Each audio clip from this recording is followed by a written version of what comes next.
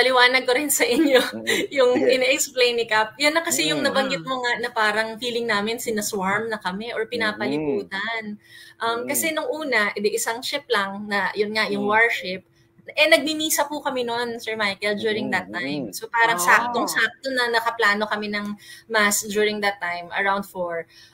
Tapos maya-maya, wala pa kaming, kumbaga wala pang first reading.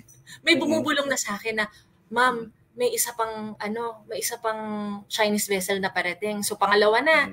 Tapos may pangatlo bigla. So nung pinuntahan ko na si Cap para mapag-usapan namin, during that time na merong 3 to 4 vessels na nakapalibot sa amin. And that was the critical moment, I think, na nag-decide si Kapitan na balik na tayo.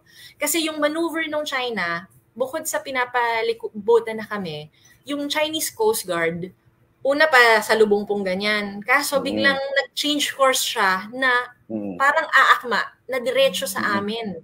So parang may feeling or merong pagbasa ang ating kapitan na parang may balak tayong banggain. And worried siya na kapag masyado nang malapit, wala nang time para umiwas. Kaya bago pa mangyari yun, umiwas na siya. So yun, that's a very dangerous maneuver. In fact, nung umiwas na siya, itong Chinese Coast Guard, dumiretso sa gitna natin at nung Philippine Coast Guard natin. Ibig sabihin yung dalawang... sumingit siya sa gitna natin at nung Philippine Coast Guard.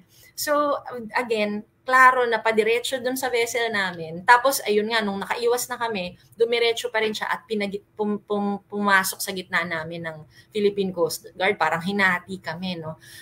Kaya talagang nung time na yon, grabe yung tension, mataas kasi hindi namin sigurado kung saan dadalhin ng Chinese vessel yung encounter.